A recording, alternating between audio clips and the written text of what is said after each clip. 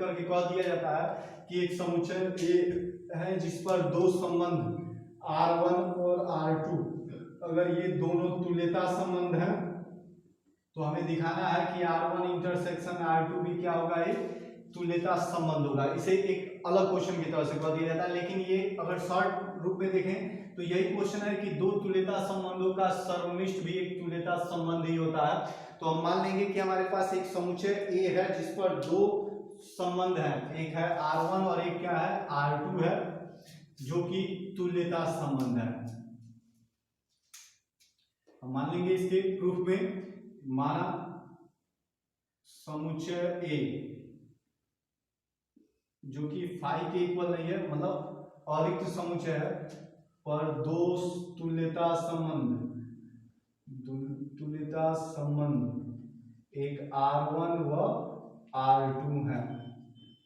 हमें क्या दिखाना है कि R1 इंटरसेक्शन R2 भी क्या होगा, एक तुल्यता संबंध होगा। हमें ये दिखाना है R1 इंटरसेक्शन R2 भी क्या होगा, एक तुल्यता संबंध। R1 और R2 क्या होते हैं, एक समुच्चय ही होता है, लेकिन शर्त ये होती है कि उसके सभी अवयव क्या होते हैं, एक क्रमित युग्म के रूप में होते हैं। तो हमें दिखाना है कि R1 इंटरसेक्शन R2 क्या होगा, एक तुल्यता संबंध होगा। तो इसे तुल्यता संबंध दिखाने के लिए पहले यहाँ पर देखें कि चूंकि पहला क्वेश्चन, इसके लिए तुल्यता संबंध कब होगा, जब ये स्वतुल्य भी हो जाए। स्वतुल्य होने का मतलब x बिलोंग्स करे किसमें, R1 इंटरसेक्शन R2 में, पहला चीज। दूसरा कि अगर यह x y बिलोंग्स कर रहा है किसमें, R1 इंटरसेक्शन R2 में, तो हमें दिखाना पड़ेगा कि y x भी बिलोंग्स करेगा किसमें, R1 इंटरसेक्शन R2 में। और तीसरा कि अगर x y belongs to R1 intersection R2 and y z belongs in R1 intersection R2, then we have to show that x z is also belongs to R1 intersection R2। ये आपके पास तीन condition अगर आप दिखा देंगे तो आप कह देंगे कि R1 इंटरसेक्शन R2 भी क्या है, तुल्यता संबंध। बहुत ही आसान क्वेश्चन है। पहले यहां पर देखें कि यह R1 व R2 तुल्यता संबंध है, तुल्यता संबंध है। और जब ये तुल्यता संबंध है, इसका मतलब क्या होगा, ये स्वतुल्य होंगे, अतः ये स्वतुल्य होंगे, अर्थात x भी किसमें होगा, R1 में होगा, व x किसमें होगा, R2 में होगा। क्यों होगा, क्योंकि R1 और R2 दोनों क्या है, तुल्यता है। तुल्यता है मतलब स्वतुल्य है, मतलब इस A का हर एक अवयव स्वयं से R1 से भी जुड़ा होगा, R1 संबंध के अंतर्गत भी जुड़ा होगा, और R2 संबंध के अंतर्गत भी। तो देखिए x R1 में भी है, x R2 में भी है। इसका मतलब यह x अवयव होगा किसका, R1 इंटरसेक्शन किसका, R2 का। अतः यह R1 इंटरसेक्शन R2 क्या है, स्वतुल्य है।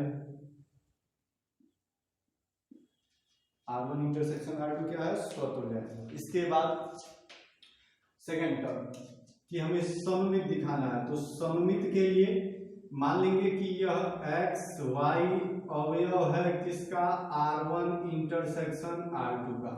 इंटरसेक्शन में है मतलब x y R1 में भी होगा व x y R2 में भी होगा। आप जानते हैं कि कोई एक अवयव अगर दो समुच्चयों के सर्वनिष्ठ में है, मतलब कि वो दोनों में होता है, कॉमन है।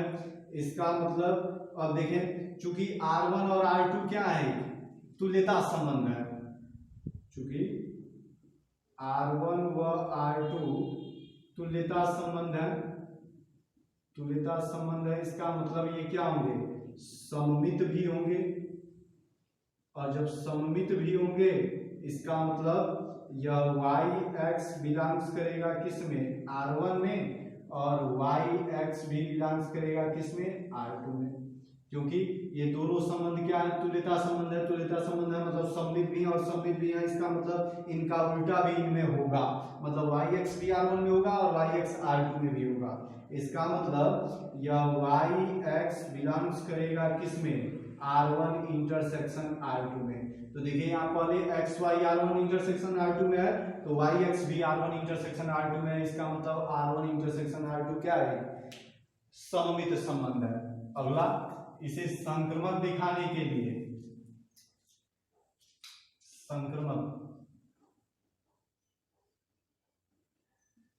इसे संक्रमक दिखाने के लिए हम क्या करेंगे, पहले दो अवयव और मान लेंगे हम, यह x y belongs in R1 intersection R2 and y z belongs in R1 intersection R2।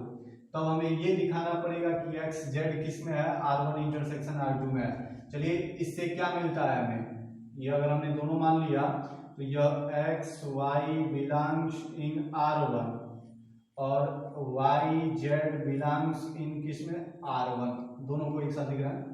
और फिर थोड़ा नीचे लिख रहे हैं यहाँ पे, यह एक्स वाई बिलोंग्स इन R2 और ये वाई जेड बिलोंग्स इन किसमें, यह R2।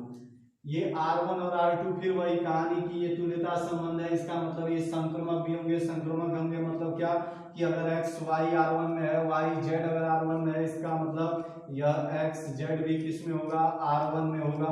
फिर वही कहानी यहाँ पे, ये भी एक तुल्यता संबंध है। इसका मतलब ये भी संक्रमक होगा और संक्रमक होगा, इसका मतलब यह एक्स जेड किस में होगा, R2 में होगा।